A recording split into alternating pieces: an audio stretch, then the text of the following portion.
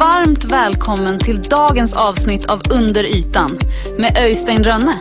Här får du medborgarjournalistik utan filter. Här kommer dessutom analyserna som går rakt på sak i en tid där verkligheten ofta överträffar fiktionen.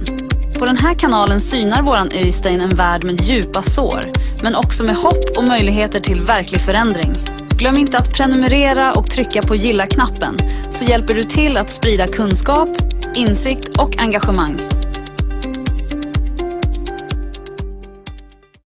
Ja, okej. Öystein Rönne här. Jag tänkte att till en kommande video här, den här videon ska jag säga, så vill jag göra ett litet intro för att förklara vissa saker. För att jag har, den här videon då som den egentligen handlar om, den är på över en timme och 15 minuter. Och det är Tyler Oliveira, hur han uttalar sitt namn då, som har gjort en väldigt bra, som jag kallar för absolut dokumentär. Där han beskriver då New Jerseys i USA då, judiska invasion och vilka effekter det har fått då där. Och den här videon är inte så gammal då som han har gjort då. Den kanske är 12 dagar eller någonting sånt där. Men sen 3 dagar tillbaka så fick han sitt Patreon-konto totalt bara nedsläckt efter den här videon. Alltså ni kan ju se videon själv, jag hoppas att ni gör det. För att ni ska förstå liksom hur jag har ju ofta pratat om liksom att bland annat då, sist då, United States of Israel, hur de har liksom tagit över hela USA. De har ju agenter då, via IPAC. Och för varje parlamentsledamot tänkte jag säga och så, vad de nu kallar det för USA, det är senatorer och det är en och med tredje. Jag kan inte hela det systemet, va? Men det kan man ju konstatera att på det viset så ligger det till där. De mutar sig, Israel har mutat in sig i USA och skapat ett enormt inflytande. Man kan säga att jag anser i alla fall att Israel styr USA. Det är därför kriget här, därför jag vill hänga kvar vid det här då. Det är det här anfallskriget då mot Iran, där Israel ligger bakom. Det är inte USA, men USA sitter i klorna på Israel. Ofattbart hur en stormakt kan liksom vara i klorna på en liten frimärksnation egentligen. Så att, men det här... Så det här handlar lite grann, inte om kriget va, men det handlar också om, i det här fallet då, hur en judisk, kan man säga då, enklav i New Jersey, hur de har liksom tagit över en hel kommun kan man säga i princip. Alltså de värsta rasisterna där, det är ju liksom, det är de här judiska invånarna. Jag ska inte ta för mycket ståndpunkt här just och försöka styra er uppfattning, men ni får titta på videon då. Men när den som jag har tänkt lägga ut har jag upptäckt att han har ju fått då, han har gjort en till video på bara 2-3 minuter, den här killen Tyler Oliveira, där han förklarar att han har fått sitt Patreon-konto nedtaget direkt efter den här videon som kommer då. Och det säger en del att förmodligen så styr även då en del av judarna, va? Ska inte säga alla judar är inte likadana. Det finns jättemycket fina, bra judar ska jag absolut säga. Alltså det är de skulle kalla för antisemit. Jag kommer säkert bli anklagad för det. Men det skiter jag i, kan man säga. Sanningen måste fram. Jag resonerar som Tyler Oliveira som har gjort den här videon. Men jag vill göra det här inslaget i alla fall först och förklara det hela. Så att efter mitt tugg här nu först så kommer då hans beskrivning av hur han fick sitt Patreon-konto nedtaget och också länk till hans egna, kan man kalla för community. Och sen efter den då, direkt inklippt, så kommer själva videon som han har gjort, som orsakade detta. Och den är på 1 timme och 15 minuter. Jag tycker det är väl värd att se. För att så här kan det gå. Så här illa kan det gå.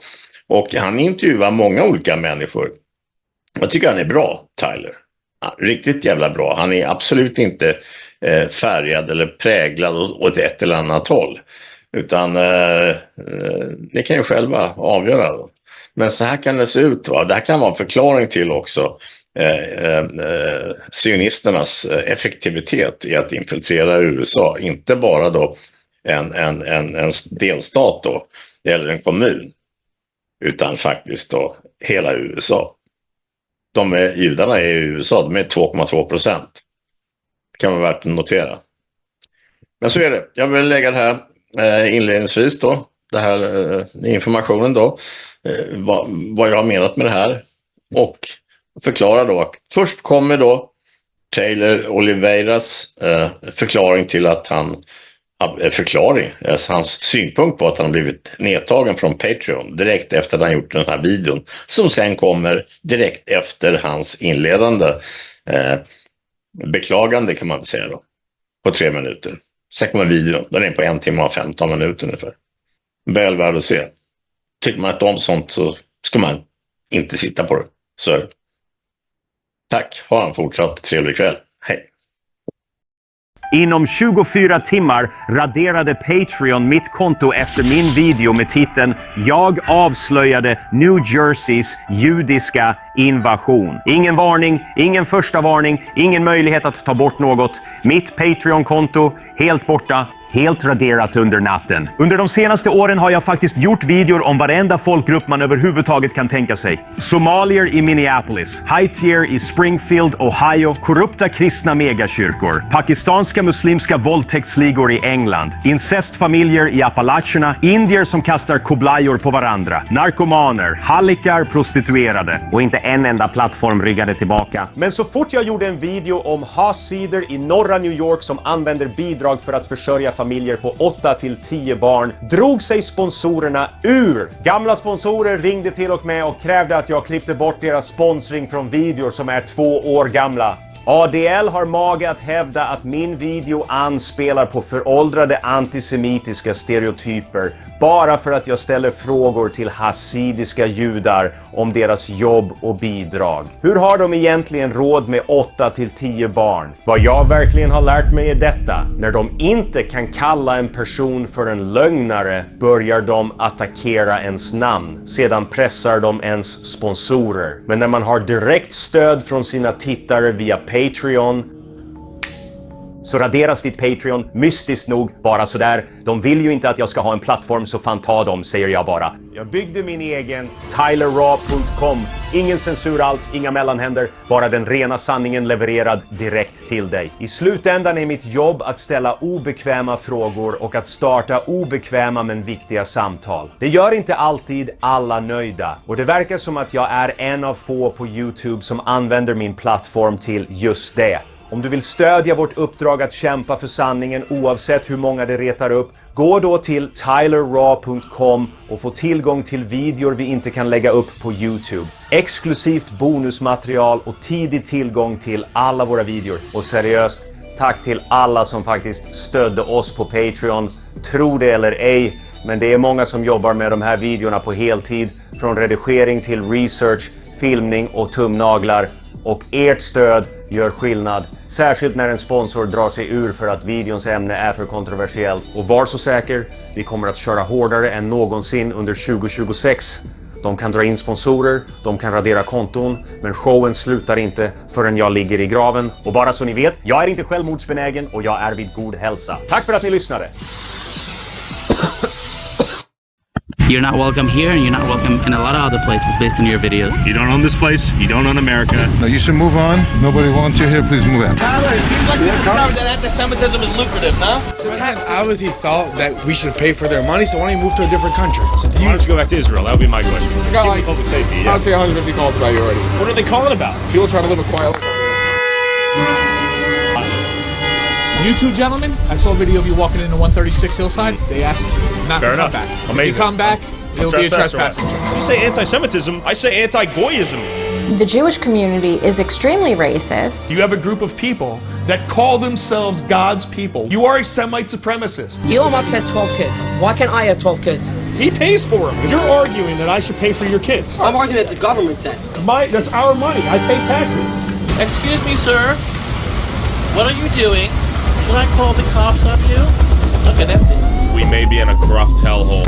So what am I being pulled over for? We got a call. Keep your hands on the steering wheel when you do so. This is Lakewood, New Jersey, home to one of the largest and fastest growing Orthodox Jewish communities in America, having anywhere from 6 to 10 kids per family, causing the community's rapid growth to spill into the neighboring towns of Jackson, Toms River, Brick, and Howell, causing non-Jewish residents to fear that their town will soon be turned into Little Jerusalem, just like Lakewood. The tactics within this community, I would liken it to organized crime. You were the vice chairman of the Israel Advisory Committee for Donald Trump in 2016. How did you get a relationship with the White House? Who in the White House? I think I don't want to say. Who are we messing with here right now, Chris? Is this video a mistake, man? I'm going to be honest. The powers out here are pretty immense. It's not about Jackson. Jackson is a test case. If it isn't squashed soon, is going to take over the entire country. It's already a problem in all the surrounding towns. You have billionaires from Lakewood being involved, people connected to the President of the United States. In New Jersey, is there room for a two-state solution?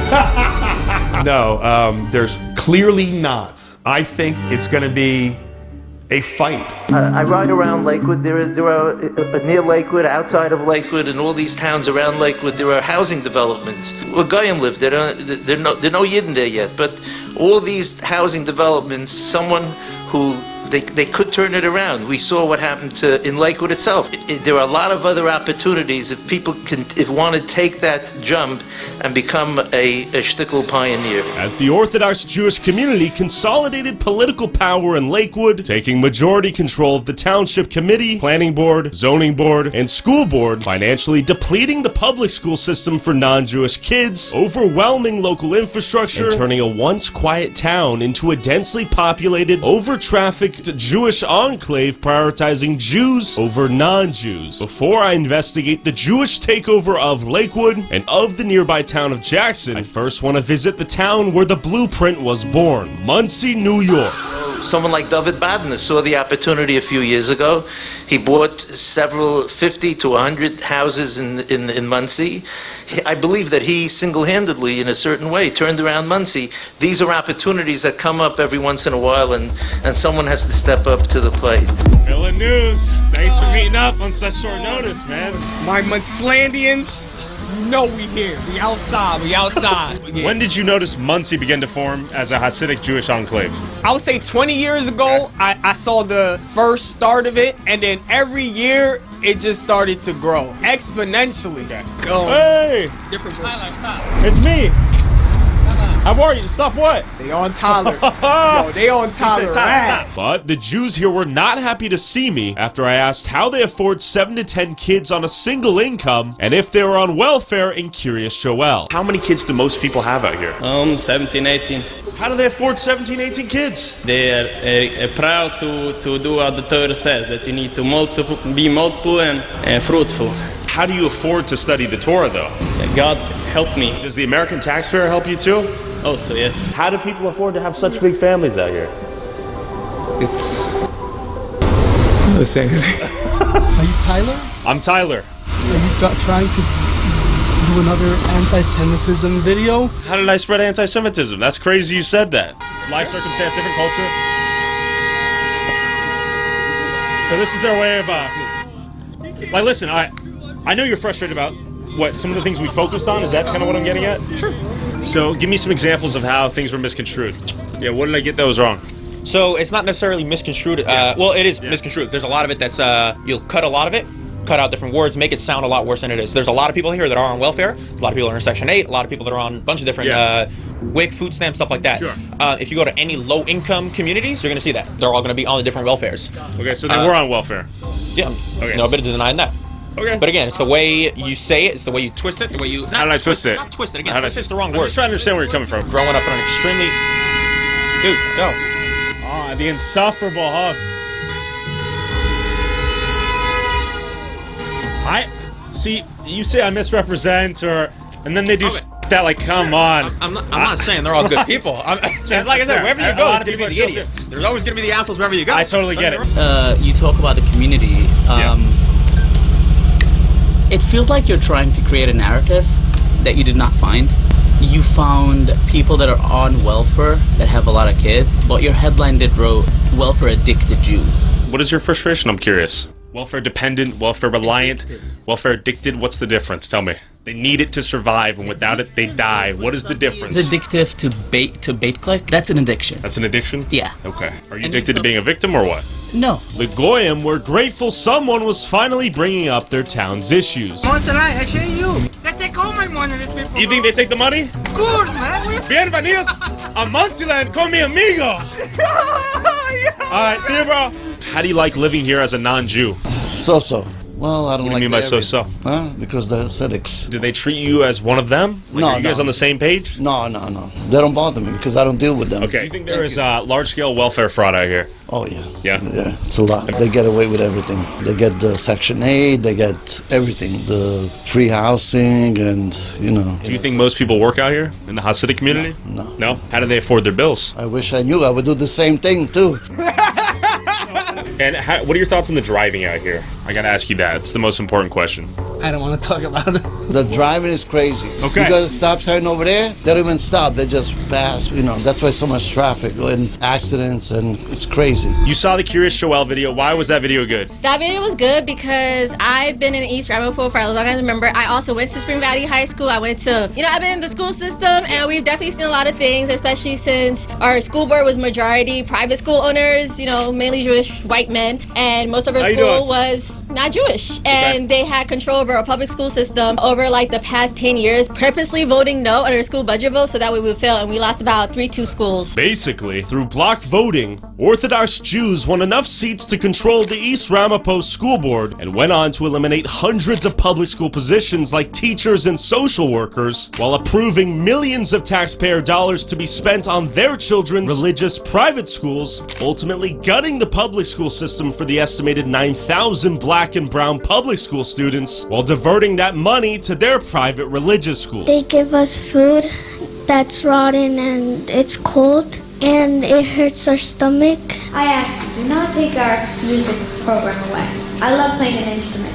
My brother would be crushed. And the budget cuts were so devastating that in one instance, an elementary school shut down, and the majority Jewish school board then voted to sell it to a Jewish yeshiva for pennies on the dollar. Basically, the poorest, most vulnerable kids in these communities had their schools gutted and looted, all by a majority Jewish school board whose kids didn't even attend public school. We believe that some of the decisions that have been made by the board have not been in the best interest of the public school community. You don't like it, find yourself another place to live. How was your education? My education, it was decent, but it definitely could have been better if we had the resources that we were allowed to have. But again, for the past 10-15 years or so, people have been purposely voting no on our school budget vote, so that way we had no funding and money for our school, and that was done purposely. And who was voting no? Majority the Jewish community. You drive around here, you'll literally see signs saying vote no for a school budget, which I think is crazy. Luckily, we were able to get a ward system to be able to get 3 seats for the wards, but if it wasn't for that, we still would be majority white Jewish men voting for public school students that they don't care about. Yeah, and they purposely go out their way to isolate us. We're basically isolated to the point where we feel like this isn't our home. A lot of people like to say they're ducking taxes and all that. There's truth and lies to that, but I could only tell you that I've only seen the bad part. The bad part is I've seen houses get broken down. I've seen certain spaces, buildings get destroyed for let's just say for more kosher customs, you feel me? So I want to thank you for showing our community. I don't believe in hiding. I believe we have a tremendous amount to be proud of, and like every community, we're different. We have our goods. Other communities have their positives. Tell me about what are some of the best things about this community then. Tonight at sundown, we shut our phones, we shut our cars, we go to shul. The most beautiful part of our religion, do you understand that Orthodox Jews can be anywhere? The sun is coming down, and it's the last opportunity to pray what's called mincha, which is afternoon services. They could be in the most important meetings, and they'll go pray. And they could care less about anything happening. The same things with Shabbos. We come home, our families are waiting. We sing Shalom Aleichem. We welcome in the Shabbos, and you'll say back Aleichem Shalom, right? Could they feed 10 kids Yes. without those programs? I am one of 10 children. You're My driving a G-Wagon, bro. My father was never on any welfare. I used to reuse sandwich bags to save my father a penny. That's great for you. You're not welcome here, and you're not welcome in a lot of other places based on your video. What about me, though? I love you, man. Ah! You are funny. You don't own this place. You don't own America. I can do whatever I want. Whatever you want. Get in your G-Wagon, get to work. You're not trying to bring people together. You never did, you never will. It's who you are. Somebody hurt you deeply, and I'm sorry. He was right. Someone did hurt me. Whoever told my sponsors to pull out after making one video exploring a community of welfare-addicted Jews. If you want to help me avoid ending up on welfare too, and get access to all of these videos early, and watch never-before-seen content I can't upload on YouTube, go subscribe to my Patreon at patreon.com/TylerOliveira for $5 a month. Back to the video. After speaking to frustrated Goyim in Muncie, I headed to Lakewood, New Jersey, one of the fastest growing Orthodox Jewish communities in America, where a similar Jewish takeover has taken place, leading to the gutting of the public school system, all while turning a predominantly working class Irish and Italian town into Little Jerusalem. I'm trying to merge a gap to see if there's any way that we could actually be one community. Because as you can tell, it's two separate communities. Look around. You will not see a non-Jewish resident here. We got the Yiddish bus. This is really all Jewish stores. Sure. Now, that pizza place, it's going to be kosher pizza, probably. A lot of these signs are written in Yiddish, and everything's insulated. Basically, you come here to this plaza, get everything you need. Quite convenient, quite nice. Now, everyone can shop here. Of course, we could go in and they'll be friendly, but everything's geared towards one community. And is it always this way? This part here, is this newly developed in the last? Oh, yeah. So this used to be a concrete yard. Got it. So we're almost where we're standing used to have rows of concrete trucks. Sure. It's bustling. Busy. Now, this place was packed with Jews buying groceries for Shabbos, but keep in mind, Goyim are fully allowed to come in here and shop whenever they please. They're very friendly. I don't think anybody's going to be nasty to us. Is a lot of the fear bullshit warranted? Definitely not. Definitely not. But I do think they don't feel comfortable enough to do it. But it's important to understand the bigger picture here. As kosher stores move in, more Jews move here too, creating a positive feedback loop where a town rapidly becomes a Jewish hub, ultimately changing the character and identity of a town, and in Lakewood's case, overwhelming the infrastructure. Before we explore the many implications of life for Goyim as towns like Lakewood become increasingly Jewish, I want you to understand how quickly the word anti-Semitism gets weaponized in real time out here. Tyler, it seems like you discovered that anti-Semitism is lucrative, no? Why do you think anything that you don't like to see is anti-Semitism? What have I said that's anti-Semitic? Go. When you talk about people accepting government money, and the overlay is a bunch of pictures of fraud, you're trying to twist it to make it look like we're doing fraud. There were welfare programs that were defrauded by Jews. What did I say that was a lie? There are welfare programs that are defrauded by Yes, everybody. and I made a Minneapolis video as well. I've made several videos. Why are you being so sensitive? What you're trying to make it sound is like anyone who accepts government money in the Jewish community is doing fraud. That's your interpretation. What you're doing is dangerous. How is this dangerous? Why should you be treated like a protected group? You're asking for special privileges. No, we're not. We're asking just to be fair, and you're not being fair. I am being fair. This is going to make you a lot of money, and it's going to gin up a lot of hatred towards a community that's seeing a rise in anti-Semitism that hasn't been seen in years. Every single day, our lives are at risk, and this is going to lead to more. My sponsor literally got pulled out of the video once they learned the topic of that video. I lost the sponsorship. How is that lucrative? Tell me. So you say anti-Semitism, I say anti-Goyism. Listen, man, you got a kid in the car, I just noticed. Drive your kid home, get your groceries. You're getting honked at. Let's go. It was good to meet you, though. So you're arguing with the United States because the president obviously thought that we should pay for their money, so why don't you move to a different country? Why don't you move back to Israel then if there's so much anti-Semitism, right? Like that guy said. Why doesn't he go to Israel? We are giving back. Listen, in theory, welfare is a good idea. It's sweet, right? At what point is it too far? Because this was a program designed to help single moms after they get divorced and keep the kid from starving. I also disagree with you that someone doesn't have a right to have a child. I think you should have a child if you can afford it, right? Can I interrupt real quick? Sure. Let's hear it. Okay. You two gentlemen, I saw a video of you walking into 136 Hillside. They asked not to come back. Amazing. If you come back, it'll be a trespassing charge. You're trespassing. If you don't like the laws of America and you think that the government welfare is stupid or whatever, I would like to change the laws. Just like you would like to create anti-Semitism protection laws that give you guys protected classes and protection against anti-Semitism, whatever that means, right? So why don't you go back to Israel? That would be my question. Because I like it here. Same here. I like it here, but I like to make some changes. We can both agree on that, right? So please keep on moving. God bless you. There we go. He loves us. I know. Make a change. Yeah, you guys have group chats with me. You guys say, beware of this guy like I'm like Hitler or something. I'm like, come on, dude. I'm a nice guy. I talk to everyone. Elon Musk has 12 kids. Why can't I have 12 kids? He pays for them. Your story point over here is that people can't have children if they can't afford them. You, as a society, are born from people who started with two people. Two. Okay? Adam and Eve. That's it. You want to go with the Big Bang, but it started at some point. There was 2 people, and now there's billions, and there was trillions throughout the world. So you're saying if you can't have kids... What does that have to do with anything? All of those people didn't have welfare. Adam and Eve had Cain and Abel. Did they have a government to pay for their kids? We live in a government that decides that if you have children, we're going to help you. Now, everyone does their part. You should not have more kids than you can afford. You're arguing that I should pay for your kids. Okay. That's what you're arguing. I'm not arguing that I was paying for the kids. You are. I'm arguing that the government said. No, that's our money. I pay taxes. I shouldn't be funding your kids. And you elected Donald Trump. Should not be funding your kids. You don't pay for my kids. Okay, fuck, I could do this all day. Why don't you go? No, you should go because you're stopping traffic. You should move. Guys, let's go. Move on. He's stopping traffic, not me. Yeah, right. No, you should move on. Nobody wants you here. Please move out. He was saying, Tyler, he loves me. So man. we're not allowed here? Come. You want to come to the corner? Where? Over there? Let's go move. Let's go. You know, I know what you did in the video, and we all saw it, and we still see it. But it's like... What did I get wrong? Nobody can cross the government. The government knows everything.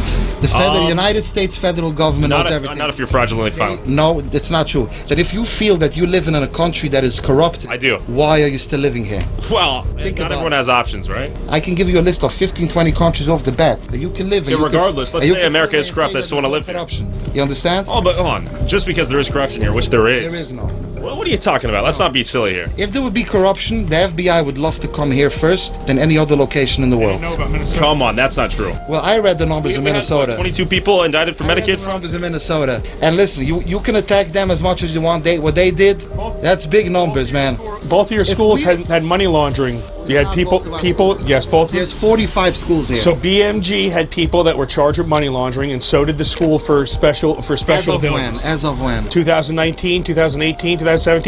Look it up. It's all over Google. I don't look it up. You got to show it to me. Come on. 95% of people in this vicinity, between this 4 or 5 zip codes, work very hard. Yeah. So if you want to go and dig in a place like here, Lakewood, where the same capital you're going to find in this small percentage... You're making me want to dig now. You're making me want to look. You're already digging, man. You're digging already for I'm at Whole Foods. What are you talking about? 4 months? What do you mean? Go break your head. You can keep on breaking your head. I will break my head, No problem. Eventually, when you break your head too much, you end up digging water. When you dig water, there's nothing under it. You were in Jackson, which is really like a continuation of Lakewood. By the way, I don't know if you know how I toppled the government there. They had all these anti-Semitic laws. It was crazy. I had 2 conversations with the White House, and eventually DOJ got involved. But anyway, so I don't know. Are you already doing your Lakewood thing? I'm here with Dr. Richard Roberts. You sold the pharmaceutical company for $800 million. You were the vice chairman of the Israel Advisory Committee for Donald Trump in 2016. Yes. And you reached out to me. Why did you reach out to me via email? Because you posted that, first of all, you did your video, Curious Yoel in New York, and got a lot of Orthodox Jews very, very upset. But why did you reach out to me? But towards the end of the video, you saw the altruism in the community, and you seemed to respect that. And since I could see that you seemed to me to have a sincere desire to actually get the real facts, because if you were just bigoted against us, you wouldn't be struck or commenting on the altruism in our community. But you casually toppled the Jackson government. A, what does that mean? B, how did you get a relationship with the White House? I never spoke to DOJ. I did speak to people in the White House twice to tell them what was going on, because... Who in the White House? I think I don't want to say. First off, though, so you mentioned Jackson's a continuation of Lakewood. You toppled the governments. You went to the White House willy-nilly. Called. Okay. You're connected to the White House. By the way, I rarely leave my house. Which just goes to show the scale of your connections, in my opinion. I hear this voicemail, I'm like, shiver me timbers, who am I dealing with a little bit here, right? Like, this guy's... Little old me. All right, so he's calling. And you might be wondering, why are mega wealthy Jewish power brokers connected to Donald Trump trying to set the record straight with a lowly goy tuber like myself? This all begs the question, why are they so afraid of me? I think that they just don't want you to portray Lakewood in a bad way. That's really all it is. Is there any bad to see? There's bad to see everywhere. It's good to see everywhere. Exactly. Good, bad, and the ugly everywhere, right? 100%. I used to live here in Lakewood when I was in 9th and 10th grade. I love Lakewood. There's so much Jewish life here. It's so easy to be Jewish, and everything's cheaper. It's amazing here. Why did Lakewood become such a large Jewish hub? So I think it started with BMG, Base Marriage Gavoa, and then you had a lot. You know BMG? Yeah. Tell me more about BMG, though, right? I hear it's like the Harvard of of yeshivas. Yes, it's top notch. You just sit and learn all day. You already finished your high school phase. Most people went to Israel already, came back, and they just sit and learn all the time. It's amazing. I used to do it when I was a teenager. Lakewood's an amazing place and everything, and I think I've seen your videos all over. I just think that people get nervous and stuff like that, but you're just coming here filming the truth, and you're working just like we are. That's it. We're all in the same boat. What should we know about Lakewood? It's a great place. You're always welcome here. Thank you. Thank you. Yeah, we've got, no, it's welcoming for the most part. A few guys are fired up. We try to give them the chance to speak, have a conversation. Do a little psst. Okay, What whisper did we miss? nothing. I gotta go now, but I love it. To a T. A guy gets a whisper, then he goes quiet. Would you like to say anything? How you doing? Or with this guy whispering in his brethren's ears, he comes up when they're talkative and sweet, and he goes psst, psst, psst, and then they stop talking. It is miraculous. Tyler, good to meet you. What's your name? If I say something good, you're gonna put it on? Let's go. We just met up with the guy. He was like pissed off that we like come around here and explore. This guy's killing me, dude. The psst, psst. This is, he's treating you like a child. So the whole world's gonna laugh so nice. I know. This is pathetic. He's treating you like a child. Who is this guy? Why are you guys being told what to say? This is pathetic. Let the man speak. Okay, does that not look like suspicious activity? Why is there so much secrecy if you have nothing to hide? Why would he do that? He's the head whisperer. All right, tell me what you're going to say. How much money everyone makes in this town? Crazy amount. What? The police is also going to follow us, just FYI. Going to follow us. There's a police response, special response unit, and the cops had their internal monologue that they're going to just trail us around. Amazing. So given that the cops are being called so often, they're just going to follow us around all day. Land of the free, home of the brave. And then I stumbled upon a kosher collision. Another example of Lakewood's infamously terrible driving. We were just showing how densely trafficked it is out here, how much traffic there is. We wanted to show some of the driving differences out here. I don't think you're saying a fair statement. This has nothing to do with dense driving. Oh, what does it have to do with bad driving skills or snow? Totally because of the snow. Fair. It was a miscommunication. That's fair. I understand what you're trying to say. Yeah. That's not what happened. There were actually no one on the road. Totally fair, okay. You need help getting pushed? All right. Why are you making up a story? Because you need a documentary. There was not one car in sight by that. Oh, you just hit the wall. That's it. You didn't hit anyone? No. Do you need help getting pushed? I'm fine. Okay, we're gonna get out of here. Oh, you're good. Different than anyone else. You need a job. I agree. You need a job? No, I mean, I'm employed. I employ a lot of people, actually. Yeah, you make money for doing nothing. For doing nothing? Do you think moving capital and charging interest is something more valuable than I do, or what? What? I think you should write about Tell me. the hundreds of thousands of people that do favors for people every day. Tell me more. Open up a book. You never saw so many charity organizations as you have here on Lake. I know there's so many 501c3s, it makes me wonder. Are they all charitable? Are they fiending for tax exemptions? You know, would you say this is a great place to move to for a young family? If I have a kid or a wife, a young wife? Okay. Not just the Jews. My best friends are coming. Okay, respect. What do we have here? We have a... Hey, it's good to meet you. You see that? I saw it. What is the name of that organization once again? Hatzolah. Okay, good to meet you, man. See you later. And we have Hatzolah up here to help the community. Yeah, this guy doesn't even know what the First Amendment is. we're busy with the knives. Don't be a joker, bro. Come on. Yes. Come over here. Come over here. I need to get you like a second number. So, what's your Instagram? You got Facebook? No, I don't have. Look at these hundreds. My phone number's been leaked. You're a little child. Give me a number. I promise you. Why are you insulting? I'm not insulting. You just insulted. Come on, I'm a little child. So give me a number. I promise you I'll make it worth it for you. All right, look, give me your email. Give me your email. Give me your email. 732. Give you my number. All right, hold on. And what was your first name? Moshe. We're gonna do some big stuff. You're afraid, I see. I don't even know what's going on. Oh man, these guys are next level. I feel like I got dropped off on an alien planet. And you might be wondering, what is Hatzolah and how are they able to blast through red lights like that? It's like a community watch, but they think they are cops. If you notice, they had their lights on and they just ran a red light, just like a police officer would do. No uniform. They had the Jewish uniform on, white pants and the curls. A Jew in a police car is what it looked like, but he's not a police officer. and he's blasting through the lights like he is a cop. There's a Hatzola billboard right there, Mike. And what is that for? I mean, you're asking me questions. I don't know if I have the answers to why. Because, once again, because there's competing Hatzola. You have competing groups of these... Of a non-profit volunteer emergency service? Yes. It sounds like a business, right? But literally every organization out here is a tax-exempt 501c3. If you dig through the filing, go on ProPublica.com, you'll be surprised to realize everything basically is a tax-exempt 501c3. Yes, because it's all through the religions. What are your concerns? Why are we interviewing you? So, I think I echo the concerns of many non-religious people in my area. And the biggest concern is how one group of people gets to act that is separate, segregated from everybody else. And that group being Jews. Yeah, yes, Jews, exactly, yeah, 100%. But you know what, it's in my area, it's Jews. In other areas, like you obviously see the Somalian, right? In Minnesota, there's things that are happening all over the area. But yes, in my particular area, it is Jews. And it's Jews that are expanding their territory.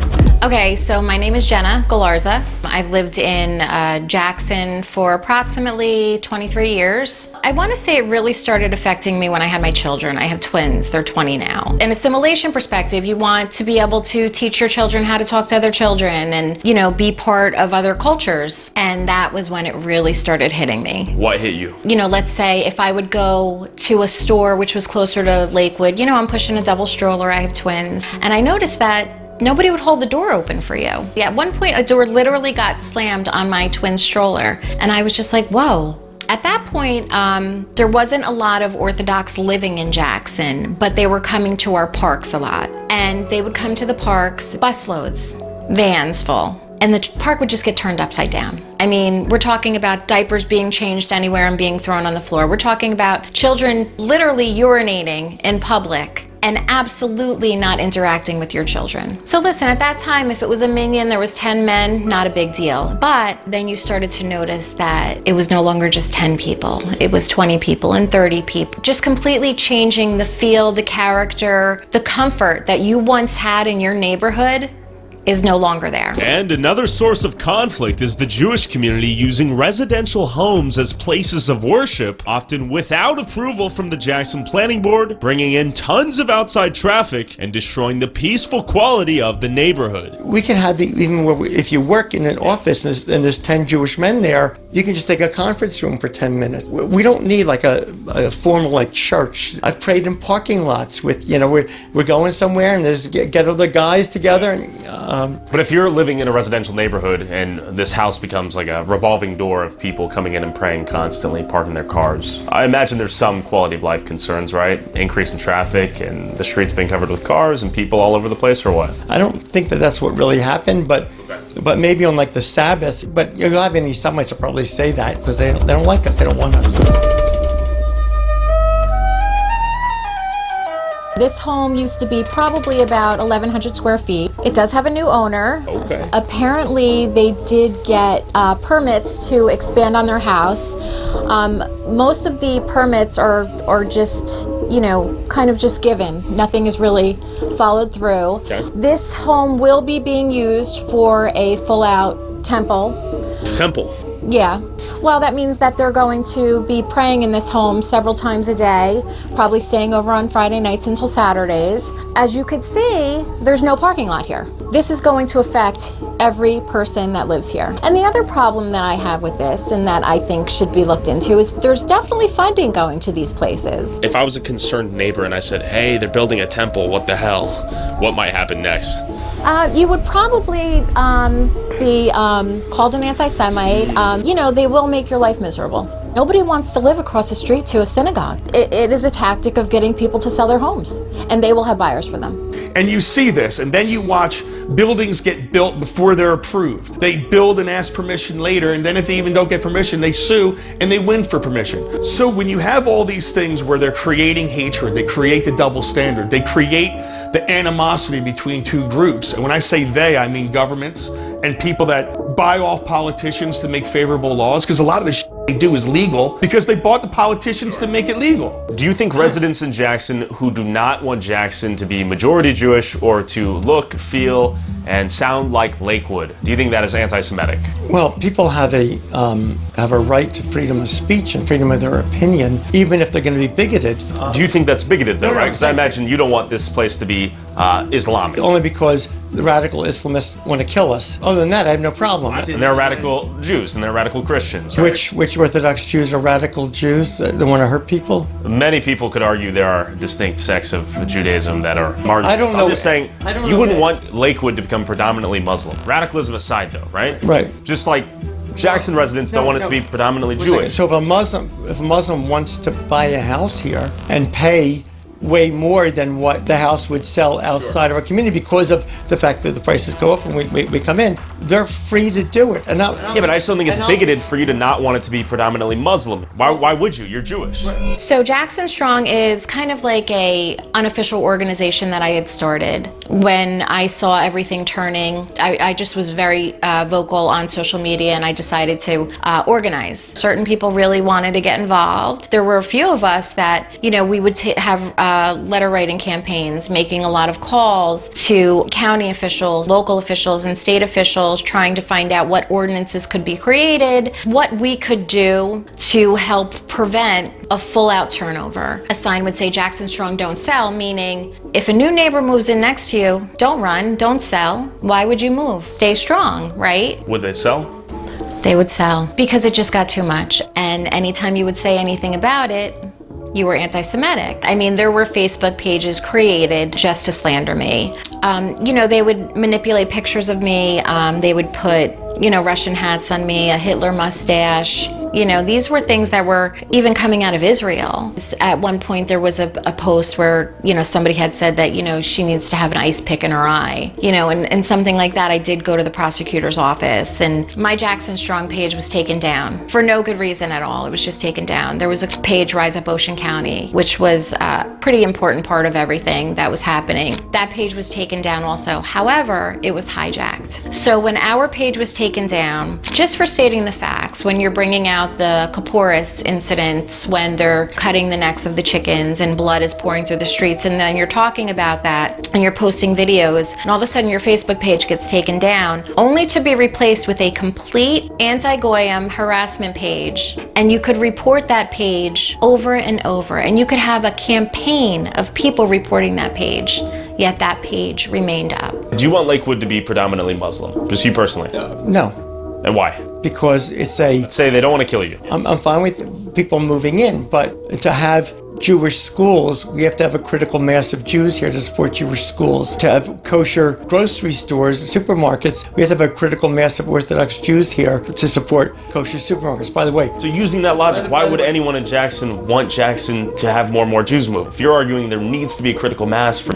How are we infringing on their right, on their ability to do whatever they want? I'm not saying you are, but why would they want that? Why would it be bigoted? They don't have to want or not want. If somebody's selling their house to an Orthodox Jew, the Orthodox Jew is allowed to buy the house. Sure, but I'm talking about the people who are not selling their houses to Orthodox Jews. Then they have the right to do that. Of course. But that doesn't make them a bigot to not want it. It doesn't mean they're hateful. It doesn't mean they hate you. What is it, their lifestyle, that we're going to change? All right, so we could start with the traffic. Infrastructure-wise, they're just throwing up these ginormous structures. They tend to have basement apartments also, so they'll rent those out. Right now, there is probably upwards 2,000 to 3,000 homes that have been bought and are just being rented out right now by the Orthodox community, that they will move in when they're ready to move into them. There's been a problem with light pollution. Now we're seeing just LED lights everywhere. There's a lot of issues. And then let's just talk about the thing that breaks my heart more than anything, which is the school system. So what's happening is our Board of Education is going bankrupt. Between the formula and the state giving all of the money to the poorer communities, which has been proven to not work. We're losing that kind of funding, but we're being depleted from the busing. We are required by state law to provide busing to all of the private school students. Why are we paying for busing for schools that are not teaching a standard curriculum? If 80% or 90% of their curriculum is religious studies, why are the taxpayers paying for that busing. And then to add insult to injury, we have recently sold 2 of our schools, and they have been bought by the Orthodox community. Who are you, Chris? I am a councilman in Jackson, New Jersey. And what are we in front of right now? We're in front of the former Sylvia Rosenauer School. The school was unfortunately shut down due to budget issues in Jackson. It was purchased by a private school. Okay, so this is a private Jewish-only school right now? Yes. As the state cuts our funding, we continue spending more and more public money on private schools, and it's kind of creating the perfect storm that's destroying our public education system. So all of the school systems are completely strained by the influence of the Jewish non-students. They don't even use the public school system, but yet it costs the public school system a lot of money. We Orthodox Jews, we pay the full school taxes to support the public schools and for busing. And the only thing that we get to use is busing. You take Jackson Township, their pass-through budget was nothing in like 2017. What pass-through laws are, the federal state laws where it says that the school system has to pay for the busing of private school students. The more people that moved into Jackson, they go to school in Lakewood. So no, Jackson has to bus their kids to Lakewood. Now they don't bus non-Jewish students. They have segregated busing. So you have girls bus, boys bus. It costs the towns millions and millions of dollars, while at the same time, it decreases the enrollment that they have. So when the enrollment decreased, couple that with a really shit school funding formula in New Jersey, the towns spend way more money and they get way less in return. And now, in a modern day and time, who thinks it's okay to separate boys and girls, not allowing them to be together, not allowing them to go to school together, be on the same bus, and because of a religious practice, you're forcing the public to pay extra money for things like that. We have to send our children to religious schools because of the values that are taught in the secular schools. If there are population changes, schools consolidate. We're not the first place that's happened, nor the last place. The Jewish community is extremely racist. Could you imagine if I said that my children could not play with somebody's children because they were black? What a different conversation we would be having. Why is it okay?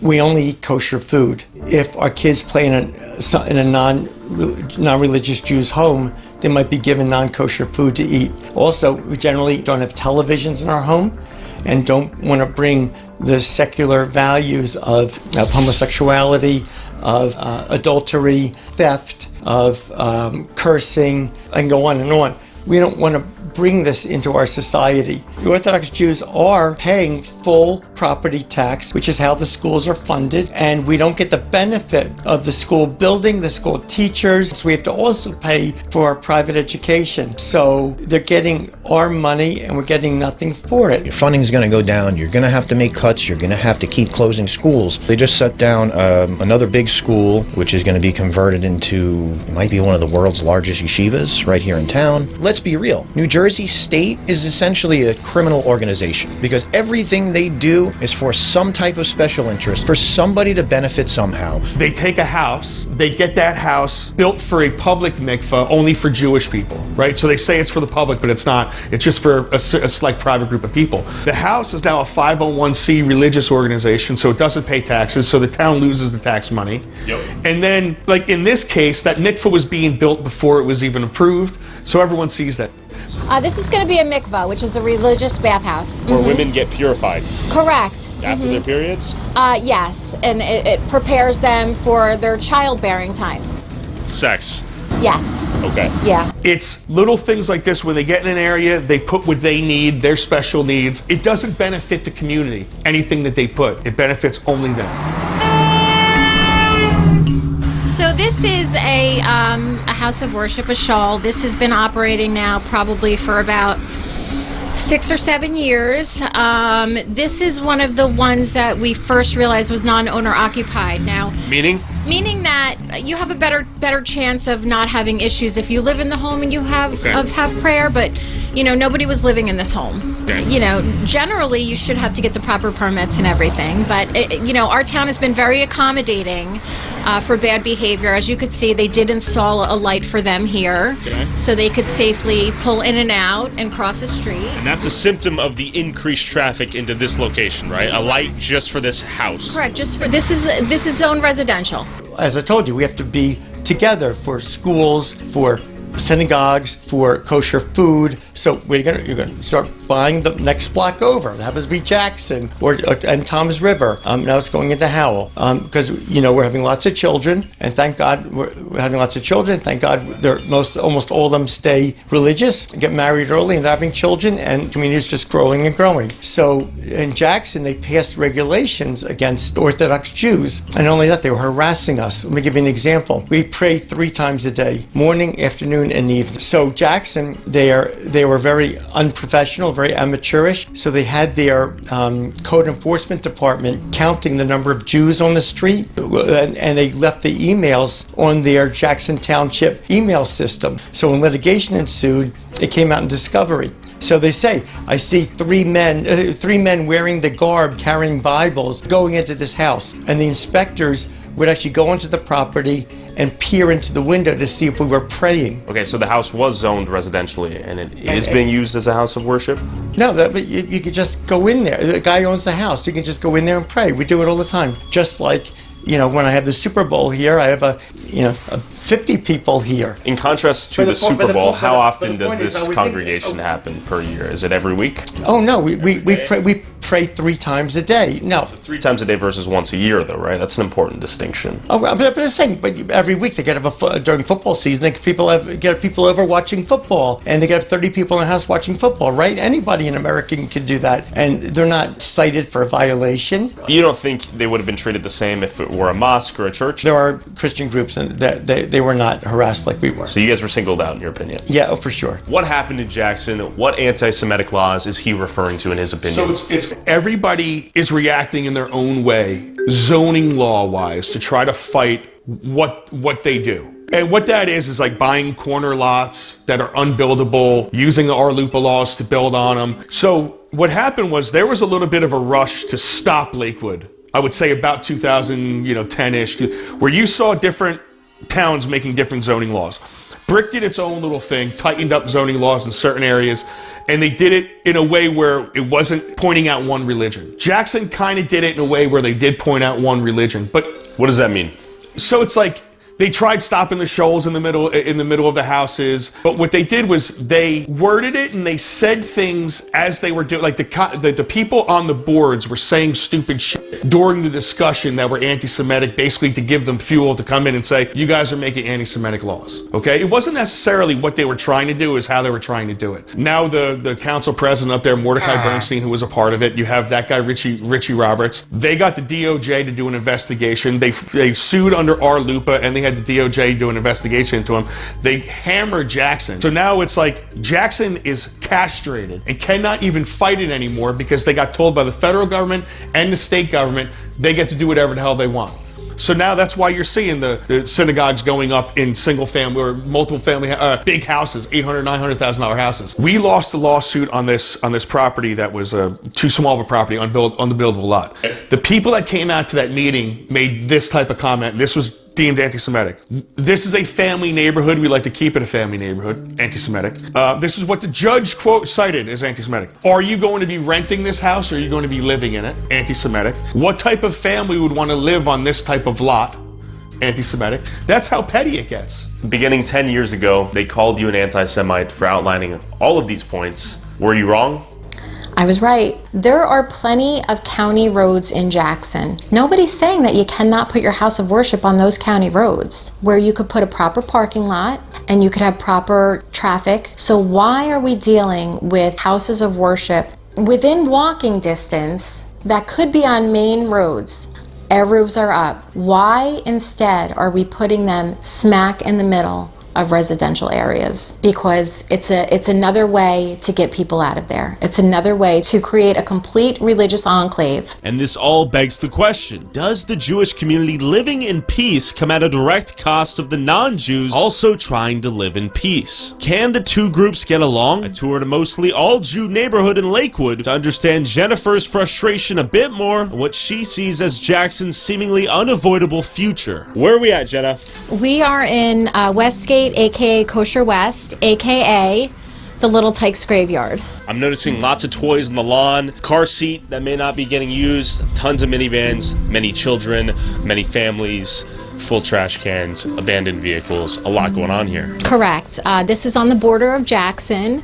And unfortunately, I see this as being Jackson's future if we don't get a hold of things. Let's go for a walk. How large are the families out here? Again, anywhere from 6 to 12 children. This is all Orthodox Jews for the most part? This is predominantly probably 99.9% religious. Could I buy a home here? I don't believe you could. Obviously, legally, according to the Fair Housing Act, it's illegal for them to discriminate against me, but practically speaking, could I buy a home? No. Okay. This community is allowed to police themselves. They're allowed to do what they want to do. Rules don't apply. Yeah, the trash cans. We have a problem now in Jackson with rats, which we've never had before. It's definitely a concern. It's a complete religious enclave, yes. And this bus right here is paid for by a Lakewood taxpayer, correct? Correct. We're walking. We're trying to walk. You got it. Yes. Call the cops.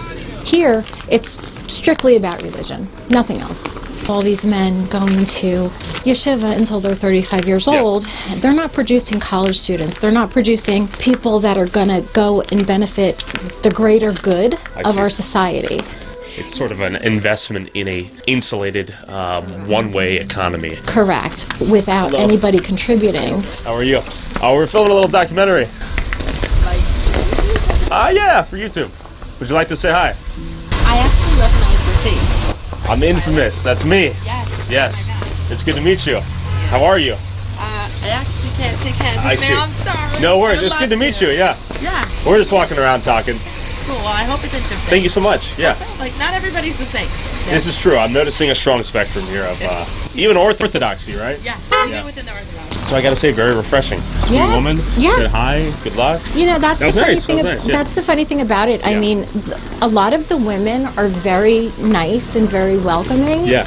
And you can have a conversation with them, but at the end of the day, they can't be your friend. No parking. Look at that. They don't want to live amongst us. They don't want to live with us. They just want to live and exist and not have us be part of their lives. We've had people stand up at our council meeting in Jackson and say, I'm sorry, we cannot let our children play with your children. For the Orthodox community, the reason that we choose sometimes to live with ourselves is because we are, as a culture, very careful with the influences our children have.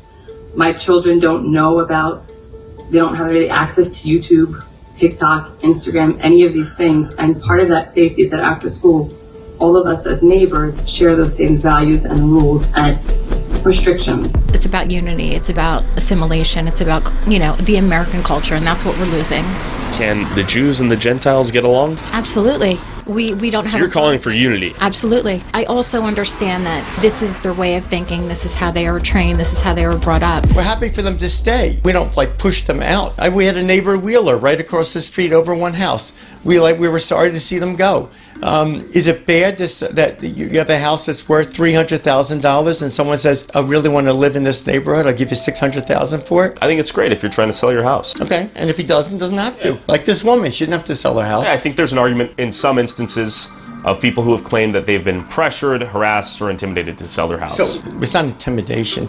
It only could be that too many people are knocking on their door asking, do you want to sell your house? Okay, so there's blockbusting. Okay. That's when they approach you to sell your house, which is a level of harassment. There's intimidation, telling you that, your decorations are not Yiddish, or approaching you and asking you, when are you moving? You could have a child who's 4 or 5 years old, being your neighbor, and you could be very nice to that child, and one day they will just come out and say to you, when are you leaving? Well, that's learned behavior. They're hearing that, right? There's rows of housing. You saw it yesterday. 4, 5, 6 cars per place. Tight, super tight houses. The few people that I've spoken to, a lot of it stems from fear and their loss of their way of life, right? I don't think it stems from hatred, from what I've heard. So some hated and some feared a change in their in their neighborhood. These people are moving in that don't look like them, that seem different, and I can understand it. But there are laws about discrimination, and people bought homes legally because the non-Jews that lived there made a lot of money off the Jews in selling the home. Well, look at Little Italy, and look at Chinatown in New York, and how come it was okay for them to live amongst themselves? The key there is assimilation. Their children went to public schools. They worked in the public sector. They invited anybody who wanted to come into their community. They provided for them in their community. Huge difference there. This is not a welcoming community. This is not somebody who's saying, we're going to build this show. Come on in. We want to teach you a little bit about our religion and our beliefs, but we want to involve you in it. And this has been a topic that I have brought up at several council meetings when there have been times when there's been a project or something that they wanted to approve, and we were trying to kind of, you know, bring it to people's attention that this project is not going to benefit the community as a greater good. The Jewish community is extremely racist, and I would go as far to say as the Jackson government should be ashamed of themselves. Beautiful traffic conundrum here. What? Welcome. Was that a strategic honk? I think so. I'm not sure what the strategy there was. Who's he honking at now?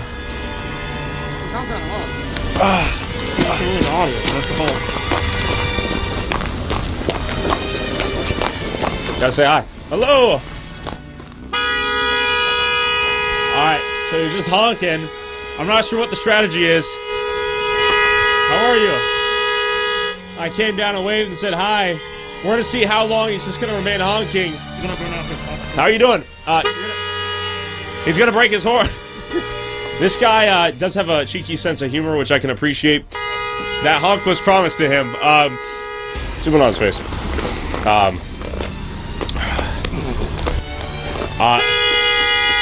think I'm gonna sue. His kids in there is doing that? What? Man, I think this guy actually might be mentally challenged, so we're gonna give him a break. So listen, we can talk all the niceties we want. There is hostility. Oh yeah, but you know what? That's not gonna happen walking down our streets. But as we were trying to escape and rest our ears from the Jews honking at us from all directions, I spotted these dudes tracking us. Turns out I had summoned the Shomrim Police, the Jewish community's internal police force that receives both federal funding and township funding. You guys want to be interviewed? No. Okay, respect. Are we in the heart of Lakewood right now? What do you know for? I'm just curious. Alright, he's pushing it. What's up? You want to do an interview? Okay. I don't think it was nice how you portrayed the Jewish people and... What are we talking about? What's the context real quick? What's the context? Are we talking about Curious Joel? Yes. I just don't think it was you were trying to portray. I think you just came into with a more of what you had a picture in your head trying. What do you think I got wrong? What do you think was misrepresented? Like I'm just trying to learn. What do you actually think I got wrong about it? I just think there was agenda. You gotta elaborate a little bit, though. You know. What was the front of the YouTube page posted as? What was the inside the New York town invaded by welfare addicted Jews? Thank you. You answered the question. Was I wrong though? I actually think it's not true, but again, you'd say whatever you want. It's not welfare addicted. This is what it is. Welfare reliant, welfare dependent. What would be a better? Programs don't have it. All right. What are you arguing? That I have an obligation as a taxpayer to fund you and how many kids you want to have. If you want to have 30 kids, that's just how it is. I'm arguing that if the law is set up to have certain criteria for people, and it's according to children, then people who qualify for it, legally qualify for it, 100%. with no fraud at all, are entitled to get it. And you'll give me the credit of acknowledging I never said that was fraudulent. Yes, that's right. I think it's exploitative by nature, though. Yeah, why don't you throw all your money at them and help sustain their lifestyle? Why do I have to take a cut of my paycheck to go towards Curious Joel's insulated Hasidic Jewish community that has nothing to do with me? I'll never get anything out of. There's zero upside for them to exist for me. Anyways, we have the government makes criteria for getting financial aid. And if someone qualifies for that criteria, I'm not sure why when the Jew does it, you're calling it exploitive or taking advantage, but you don't say that to all the other people and populaces that don't have it. Well, I've never seen anything of this scale to where the families are this large and it's sort of baked into their strategy of childhood. So are you against having children, having a lot of children? I'm pro-children. That's great. I think you should be able to afford it. And I want to make an important distinction between the Amish, let's say, and the Hasidic Jews and Curious Joel. You tell me what's the difference. Oh, there's tons of differences. Tons of differences. Most importantly, as it relates to finance, though, the Amish pay for themselves. They're self-sustaining. They're not reliant on welfare programs funded by the taxpayer. I think I heard in a video there's 40,000 people in Curious Joel? 44,000. Rapidly growing. And you spoke to 20 people around on the street. Sure, perhaps an insufficient sample size. And who obviously are not the ones working, because if they were working, they wouldn't have been on the street, they'd be working. Sure, but it belies a pretty interesting question, right? How do they afford to raise such large families? How do they afford to study full-time? First, I have to bifurcate your question. Okay. There's two groups. One is the ones who are learning full-time, and the others are the ones that are working. For Hasidim, almost all of them go out to work. However, when they first get married, for the first 2 or 3 years, they'll learn Torah full-time. The wife will work. They don't have any children yet, or maybe they have 1 kid or 2 children, and then they'll get help from their family. And if their income qualifies, which it probably does, for financial aid, they'll get financial aid. Okay, we got this guy following us. We're playing games now. We got the security van rolling on us as we roll on them. We got 1, 2, 3 police. Surely there's no conflict of interest we're about to experience. I wonder what law they're gonna claim I violated. How you doing? My name's Tyler. How are you? Josh, man. Good to meet you, Josh. What's going on? I don't know. We're just getting stalked. Yeah? Low key, yeah. You look familiar, man. My name's Tyler Oliveira. We're filming a little YouTube video. That's me, yeah. So what are you filming out here? Documentary on Lakewood, surrounding towns. Am I being detained? Is there a probable cause for this interaction? What's going on? We just got a concern saying that you're walking up to people asking those questions, stuff like that. Luckily, this is America, and that is the First Amendment, right? It's beautiful, and I get you're doing your job. When they call us, we gotta come out here, right? See what you guys doing, like a documentary? Exactly, just a little documentary. Right now, hey, how you guys doing? Do you guys want to say what's up? What's up? What's up? Okay, well, it's good to meet you guys. I know you guys got more important things to do, but good to meet you guys. Good to meet you. Thanks for keeping everyone safe. Thank you. I'm part of Lakewood Trauma, which is public safety. Yeah. And we got multiple calls. Same reason why PD got calls. Okay. So that's it. We're just gonna follow you around. We're gonna let everybody know that they don't have to talk to you. With the Shamrim police on our back, it felt like we were being policed by a secondary form of law enforcement that seemed to exclusively defend the interest of the Jewish community. And speaking of double standards, let's talk about politics. I firmly believe that the tactics within this community, I would liken it to organized crime. We have an ultra-Orthodox person as our council president. You know, you can't think that there's not going to be things happening and rules and laws created to make his community stronger and better. When do you eventually become involved in Jackson politics, let's say? You live in Lakewood, you don't even live in Jackson. Why do you even get involved? What happened was this act of discrimination against the Orthodox Jews in Jackson was going on for about a year. And I had people calling me from Jackson with like anonymous numbers, Orthodox Jews. They were afraid for their safety. We're generally not violent people. If we have to defend ourselves, we will. And I think a substantial number of people in Lakewood now own guns. Why? Why? They became fearful? Oh, yes, because of the rise of anti-Semitism and the attacks on Jews. After about a year of them calling me, I really couldn't take it anymore. They're suffering. And why did you topple the government? I told you why. How did you do it with ease? Oh, it was not with ease. It was a tremendous amount of work. Okay. Agent in Manhattan, trying to get the stories out to the press. And then I met with this political group, like I said, who ran senatorial campaigns. We got the cell phone numbers of all the people in Jackson, and we planned to text. We started a website called FamiliesForJacksonJustice.org. By the way, I've since abandoned the website. Anti-Semites took it over. It's like when the Republican Club, which was vehemently anti-Semitic and run by the mayor of Jackson, had a U.S. Senate candidate, Republican candidate, there for their meeting, I had spies inside the organization, non-Jews, who were telling me what was going on. So the Republican Club, they had their senatorial candidate about to speak. We then texted to everyone in Jackson 5 minutes before he spoke, here's this new website exposing the religious discrimination. I had it populated with all kinds of information, statements. The mayor of Jackson had been voice recorded, not by me, but it was sent to me, where he was asked by the chairman of the Ocean County Republican Party if these were churches, would we be opposing them? He said absolutely not. It was discrimination against Jews. They were going crazy with all the things I was doing, putting pressure on them. There was fighting going on among the elected political people. Resignations had started. And then I put out the ad on Fox News. New developments in that deadly attack in New Jersey. Surveillance video shows they clearly targeted that Jewish market. There's a synagogue located next door. There is no question that this is a hate crime. Anti-Semitism is on the rise, and now it's coming from Jackson Township's government. Elected officials in Jackson have passed ordinances targeting Orthodox Jewish families. Exposed township emails show officials surveilling religious Jewish families, praying in their homes. They even took revenge on a decorated veteran who testified against their anti-Semitism. Jackson officials are intimidating Jewish families, and they admit it. If these were charges, would we be fighting? Absolutely not. Shameful. This isn't America. It's put on the cable network provider for that area. In the meantime, I had 2 different calls with the White House. I know you want to ask me 1,000 questions. I will answer nothing more than that. Okay, sorry. why? Because.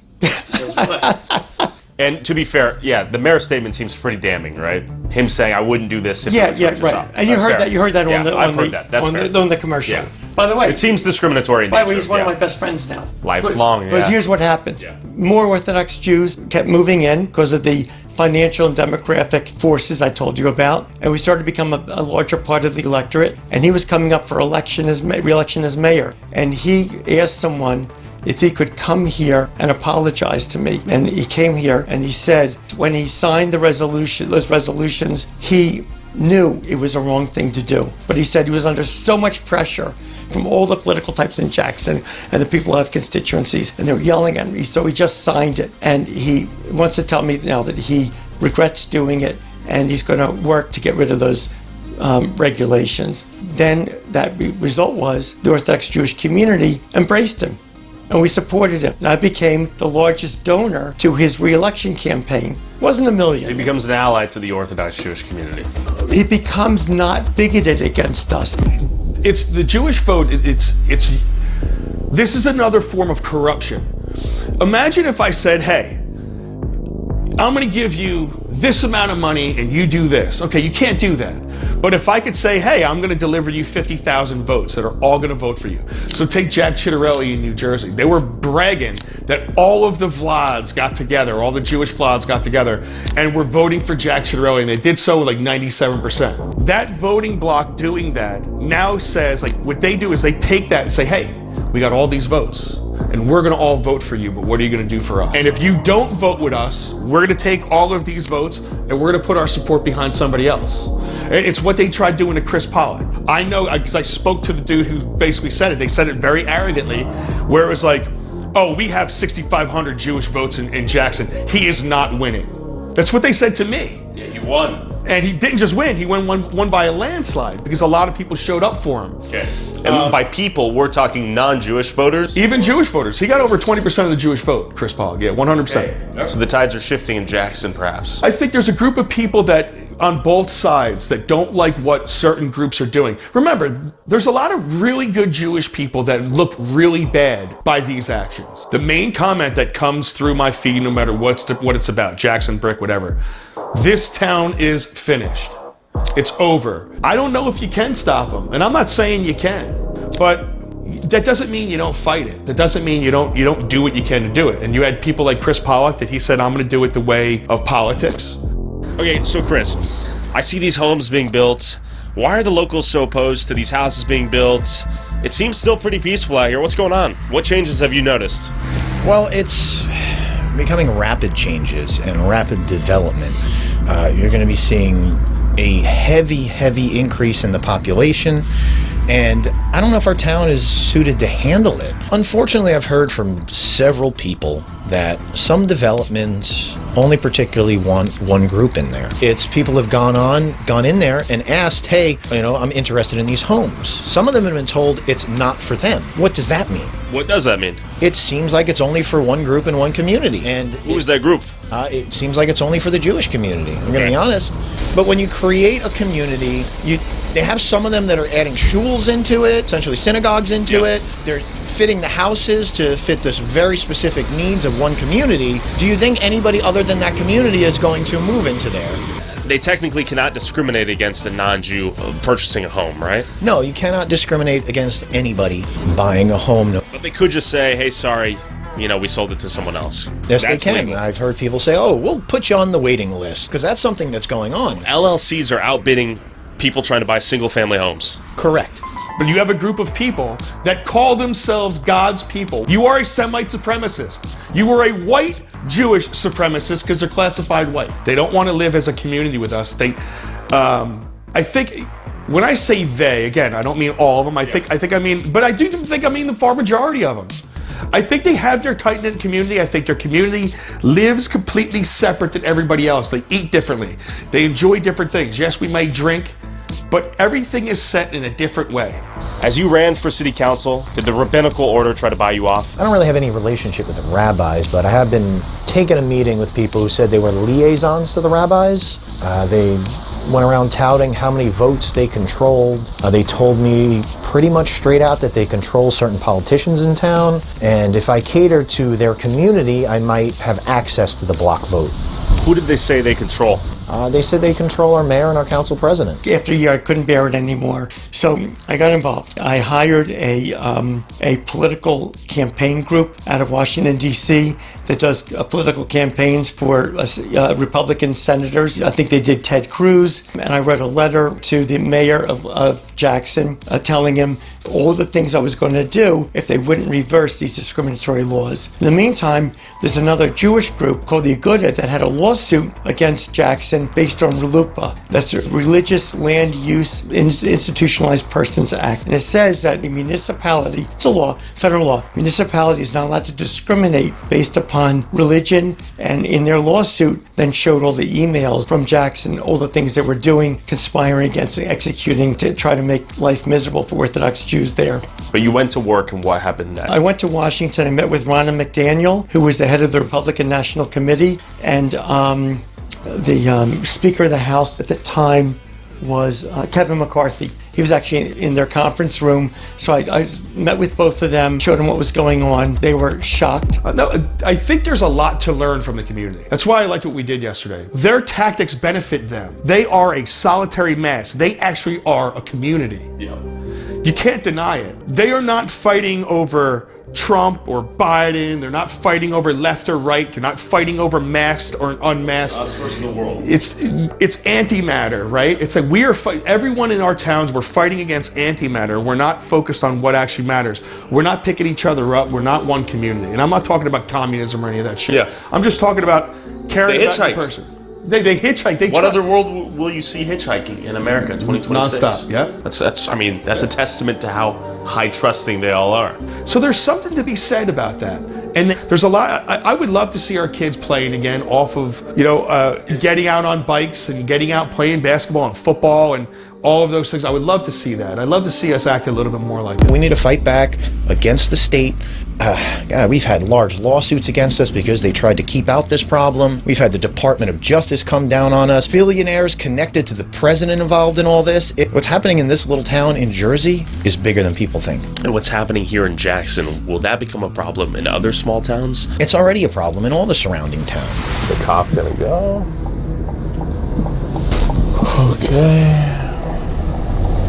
Get us on the cop. We got the corrupt police pulling us over for what? We'll find out. We may be in a corrupt hellhole. Double cop car. We're getting pulled over. We got double police. Potentially nothing better to do. Let's find out.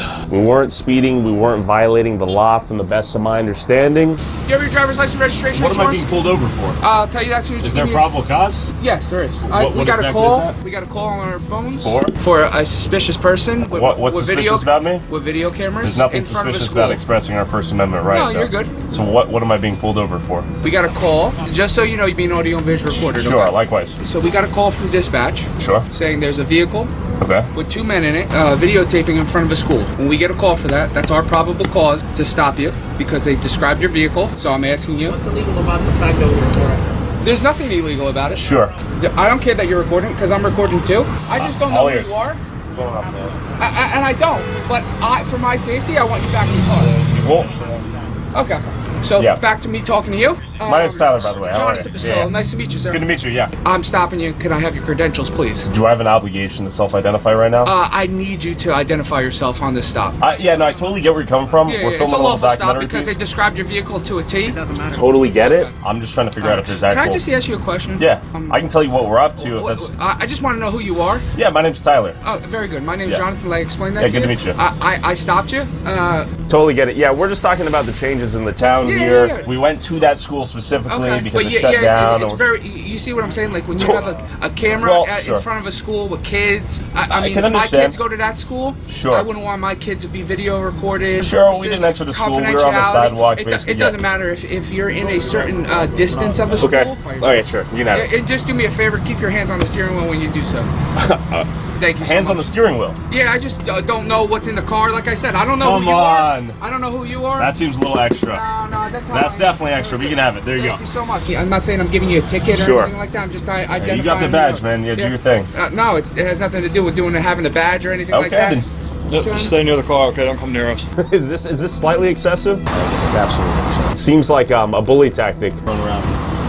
Yeah, well, I don't know who placed that phone call. How you doing, man? Hey, what's up? How are you? How we doing? Doing good, getting pulled over. You know what we're up against? Small town police department, small town politics, lots of money. All right, so apparently the reason why these cops came out of thin air is because who just got called? Well, we're going to find out. The council president just called me. So who is Morty Bernstein? He is the council president in Jackson, New Jersey, and the most powerful man in the town. Does he have the police in his pocket? I don't think he has the police in his pocket at all, but the man does have an incredible amount of power. He's involved in political action committees with very rich and powerful developers, a lot of political connections. Who are we messing with here right now, Chris? Was this a mistake? Is this video a mistake, man? I'm going to be honest, the powers out here are pretty immense. Like I said, it goes up. You have billionaires from Lakewood being involved in what's going on in Jackson. People connected to the President of the United States. If we zoom out, where does this all end? Right now, it's gone to every town on the outskirts of Lakewood. They're buying up everything. Even if they're not occupying things are being bought up. I always say it's a real life game of Monopoly. So it's gone into Brick, and it's gone into Howell, and it's gone into Jackson and Toms River. Now it's going into Manchester. There are large portions of property being bought in South Jersey. We cannot keep up with this. How do you combat a group of people chosen by God practicing rampant ethno-nepotism? Here's a problem, bro. One Jewish dude in Manchester said to me this: you guys will never come together because you have no shared sense of purpose. And that hit me because he was fucking right. Jews have a shared sense of purpose in what their outcome's gonna be. And that's to expand the religion, that's expand their people. We don't have a shared sense of purpose. We're too busy arguing with each other. We're too busy talking Trump. We're too busy yelling about ICE. We're too busy focusing on Epstein's list. We don't have a shared sense of what is America and what are we trying to accomplish together. Americans don't have a shared sense of purpose about America. Jews have a shared sense of purpose in what their outcome's gonna be. The only way that you're gonna stop it, and the only way you can fight back about it, is by getting people that have a shared sense of purpose in the numbers that matter. Getting enough people with their eyes open to say, holy shit, something has to be done here. You have to get rid of the RLUIPA laws. I don't think it's ever been challenged by the Supreme Court. It has to be taken to the Supreme Court. I think it violates the Constitution. You have to fight fire with bigger fire. And the sad part about it is they have the biggest fires.